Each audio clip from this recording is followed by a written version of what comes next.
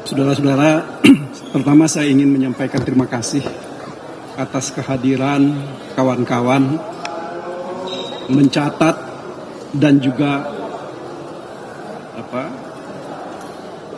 melakukan banyak kegiatan. Bahkan juga saya kira mengabadikan seluruh kegiatan kita di Mahkamah Konstitusi ini. Apa yang kita harapkan adalah bahwa seluruh kegiatan kita di Mahkamah Konstitusi ini nanti akan merupakan satu rangkaian dari sejarah dalam membangun peradaban hukum yang adil berdasarkan kebenaran. Itu pertama yang ingin saya sampaikan kepada saudara-saudara. Kemudian yang kedua, saya kira tugas kita sekarang adalah mencoba untuk melihat secara baik dan nantinya mendengar secara baik apa yang akan menjadi putusan dari Mahkamah Konstitusi. Ya, tentu kita berharap bahwa Mahkamah Konstitusi tidak akan terikat dengan kungkungan tradisi yang selama ini bisa merugikan banyak pihak.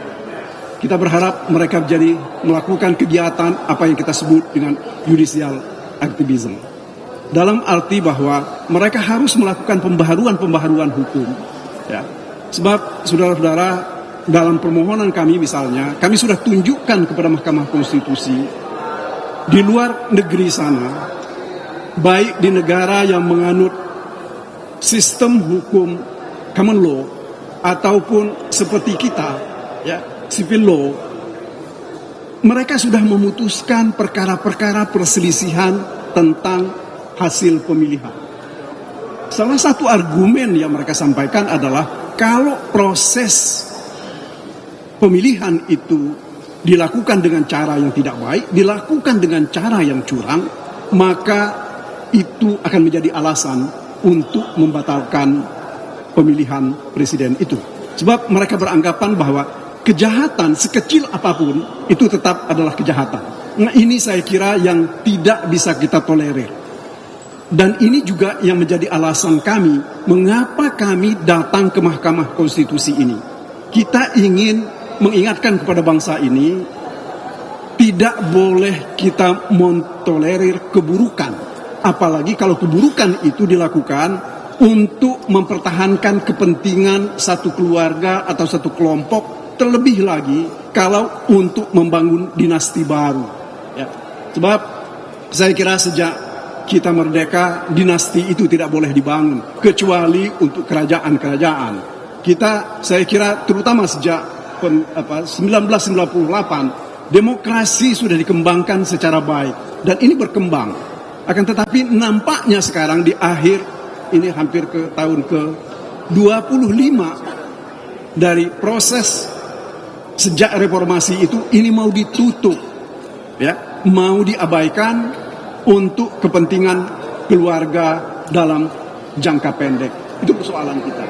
Saudara-saudara, saya cuma sedikit akan menyampaikan apa yang saya dengar, ya, dari pernyataan-pernyataan menteri, 4 orang menteri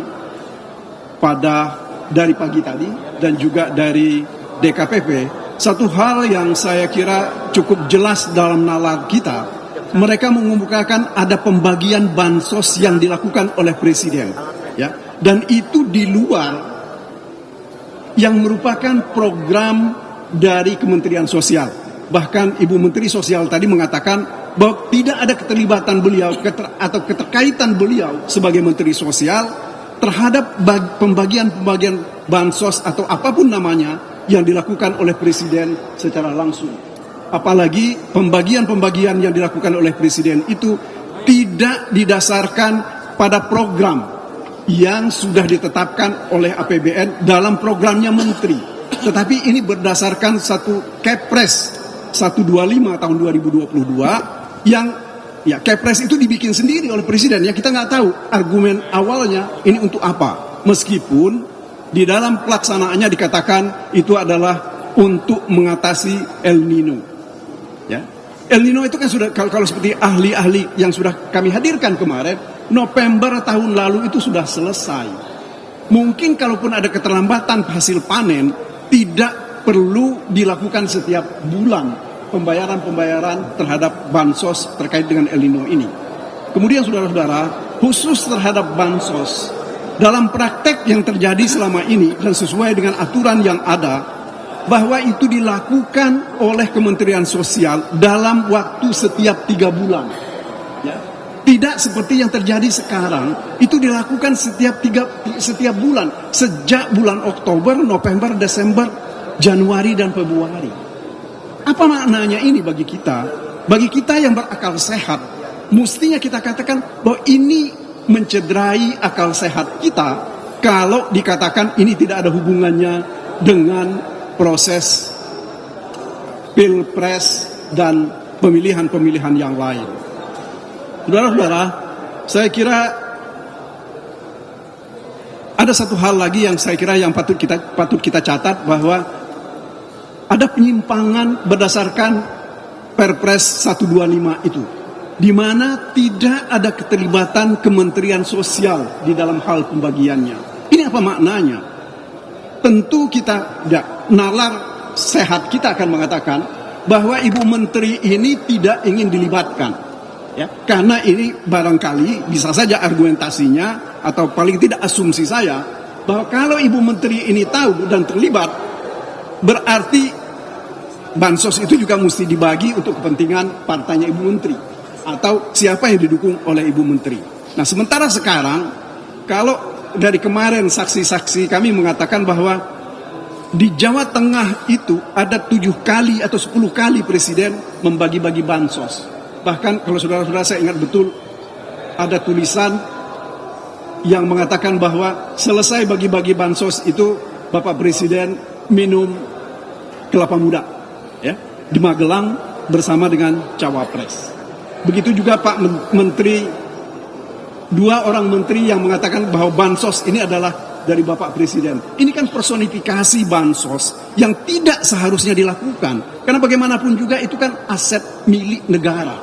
Itu milik kita, kita bayar pajak. Ya, dari pembayaran pajak kita itu diberikan.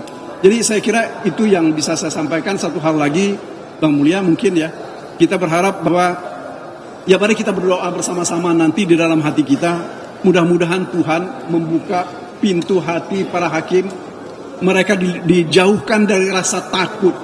Misalnya ada ancaman-ancaman dari pihak-pihak tertentu yang akan menjadikan perkara atau mereka akan diperkarakan. Karena selama ini kita dengar dan kita tahu cukup banyak orang yang disandra dengan perkara, ya, sehingga berpihak kepada pihak tertentu. Saya kira begitu dari saya. Terima kasih atas perhatiannya. Assalamualaikum warahmatullahi wabarakatuh. Teruskan Pak Mulya.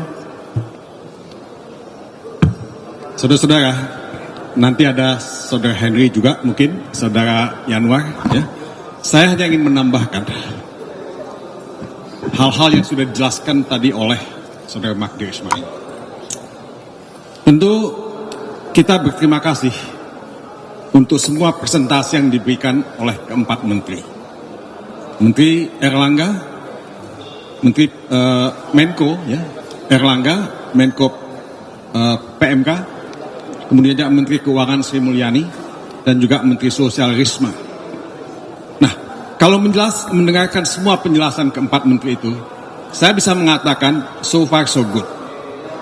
Baik itu mengenai BLT, mengenai El Nino, keluarga harapan, dan lain-lain. Tapi itu penjelasan yang official, yang resmi diberikan di depan menteri.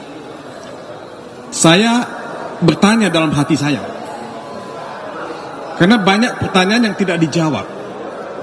Tidak semua jawaban diberikan oleh keempat menteri. Jadi ini yang buat saya menjadi isu. Sebab saya ini dulu wartawan. Ketika saya datang ke Jakarta, saya diajari oleh almarhum Mokhtar Lubis yang mengatakan, jangan hanya membaca apa yang ditulis, bacalah apa yang tidak ditulis.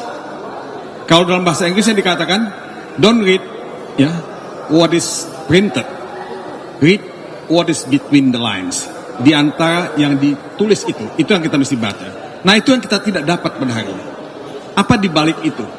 Ya. Jadi saudara-saudara, tadi Kemenko PMK bicara mengenai negatif externality, ya, hal-hal yang negatif, ya, dari hal-hal eksternal yang negatif, ya. Nah, dia bilang tidak ada itu, baik itu yang disengaja maupun yang tidak bisa dihindarkan. Jadi semua program bansos itu semua jalan seperti yang direncanakan. Tapi kan kita tidak segampang itu untuk,